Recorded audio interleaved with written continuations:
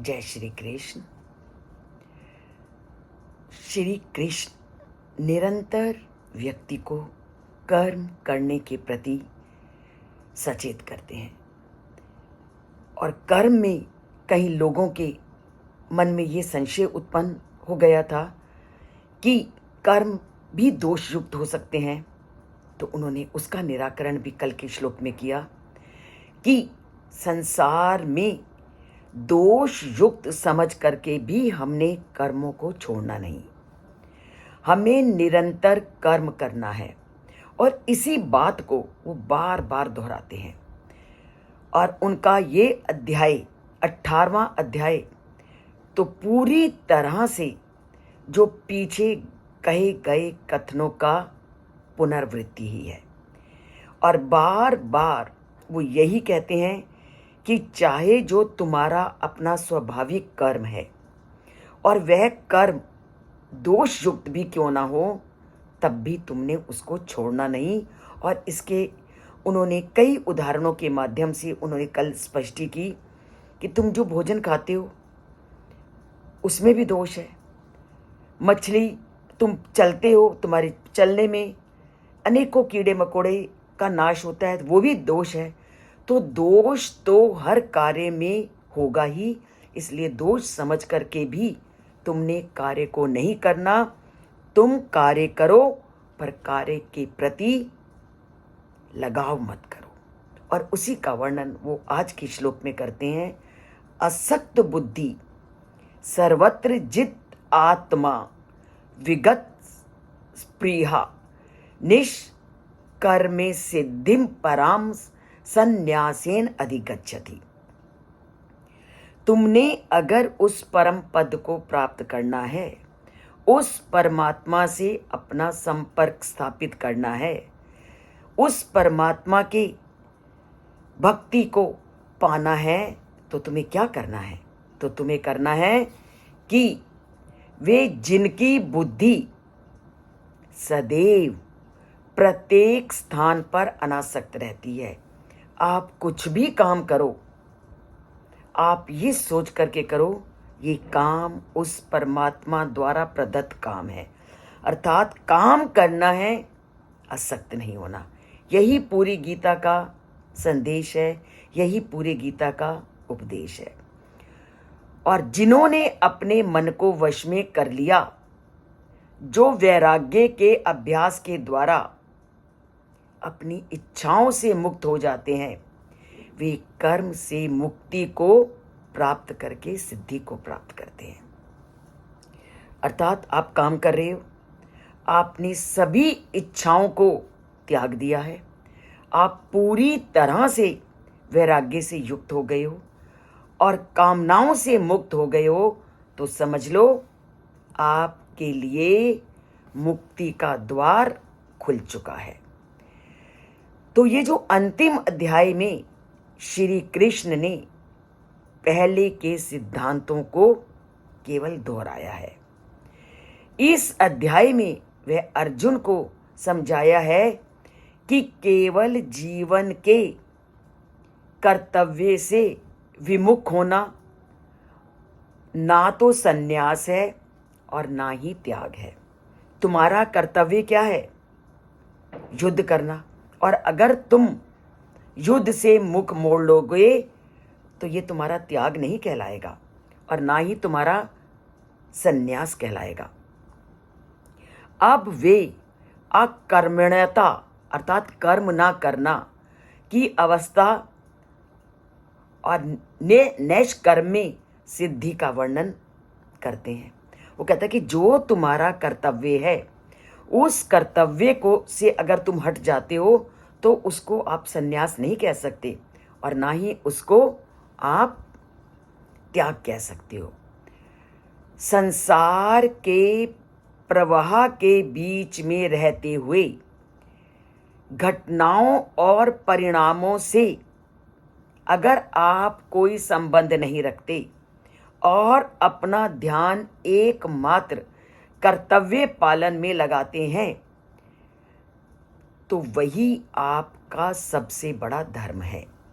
और ये कैसे है?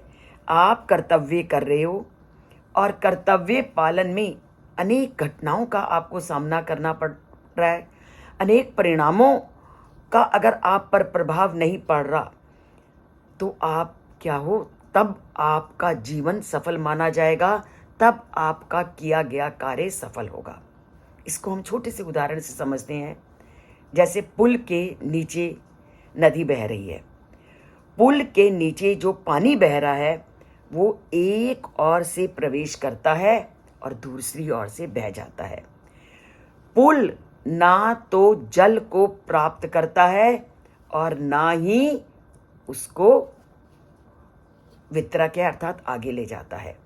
उसी प्रकार जो कर्म योगी है वह अपने कर्तव्य का पालन करता है, लेकिन अपने मन को उस कर्तव्य पालन की घटनाओं के जो प्रवाह है, घटनाओं से कभी भी प्रभावित नहीं होने देता और ना ही उनको प्रति आसक्ति का भाव रखता है। वह अपने कर्तव्य का पालन करने के लिए पूरा प्रयास करेगा, अपने कर्म की उपेक्षा नहीं करता, परंतु वह कर्म भी वो भगवान की आराधना के रूप में देखता है और उस कर्म के अंतिम निर्णय को वो परमात्मा पर छोड़ देता है। और इस प्रकार से जो भी घटित होता है वह संतुष्ट रहता है और विचलित नहीं होता।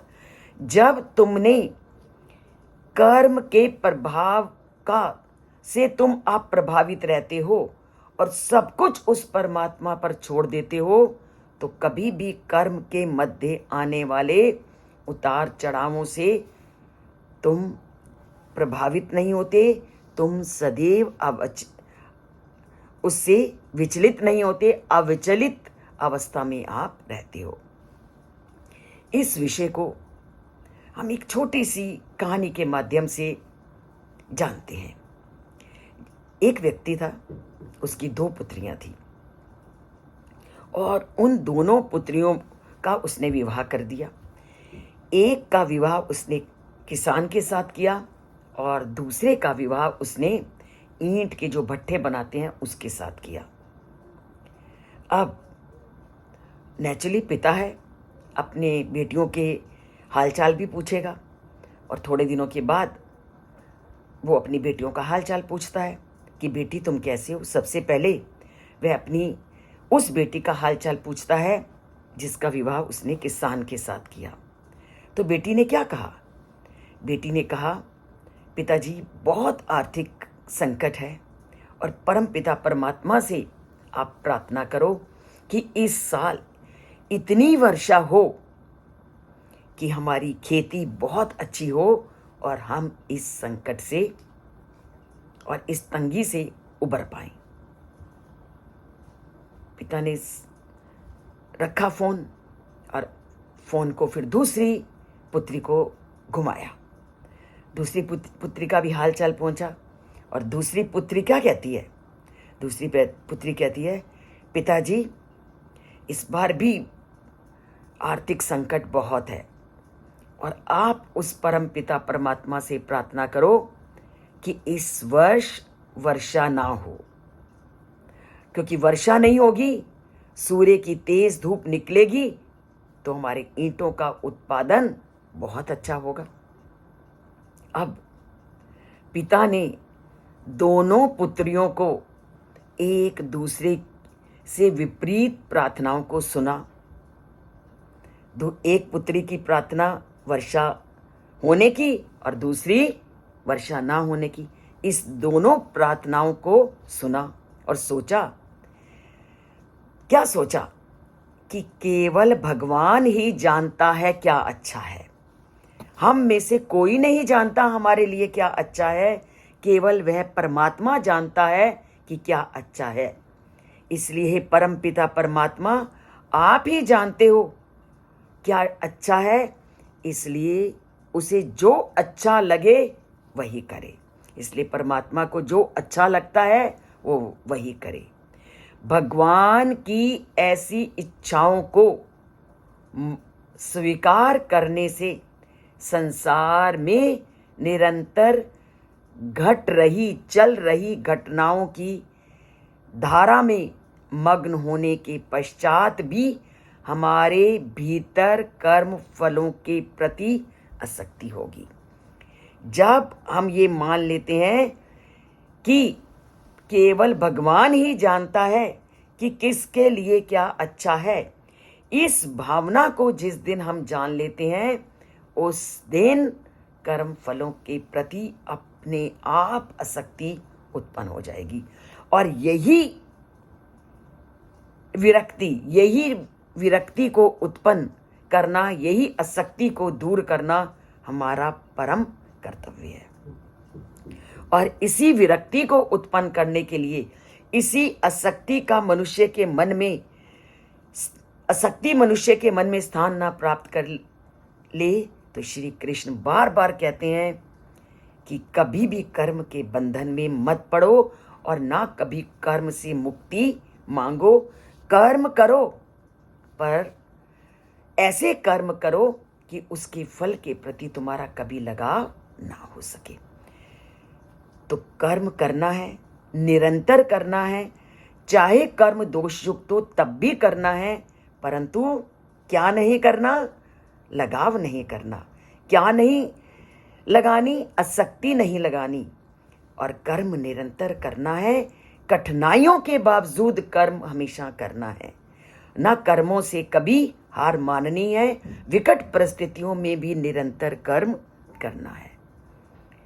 तो निरंतर कर्म करना है तो इन श्लोकों को सुनिए, तभी तो कर्म करने के प्रति आपकी आस्था, आपकी लगन उत्पन्न होगी। और जब एक बार कर्म के प्रति लगन उत्पन्न हो गई तो ईश्वर के साथ नाता अपने आप जुड़ेगा। तो जोड़ो, उस परम पिता परमात्मा से नाता जोड़ो, तभी आप निरासक्त भाव से सारे कार्य बहुत अच्छी तरह से निभाओगे। अड़चनें आएंगी, अड़चनों का सामना करना है, पर उस अड़चनों को भी भगवान का दिया वरदान मानते हुए उसको सहन कीजिए और जीवन में निरंतर आगे बढ़ते रहिए। और कभी भी ये मत सोचिए कि मेरे पास बहुत काम है, कभी मत सोचिए कि मैं आज ये काम नहीं करूँगा, आज मैं व्यस्त हूँ तो ये नहीं कर सका। काम निरंतर करिए, काम में ही जीवन की सार्थकता है, काम से ही परमात्मा के साथ मेल है। तो जुड़िए उस परमात्मा से। अगर इस चैनल को अभी तक नहीं सब्सक्राइब किया तो सब्सक्राइब कीजिए। सब्सक्राइब आपको एक बार करना है, लाइक आपकी इच्छा पर है। आपका मन करे उस परमात्मा से जुड़ने का तो लाइक का अंगूठा दबा दीजिए। अगर परमात्मा से अलग रहना है तो अंगूठा मत दबाइए। जय श्री कृष्ण।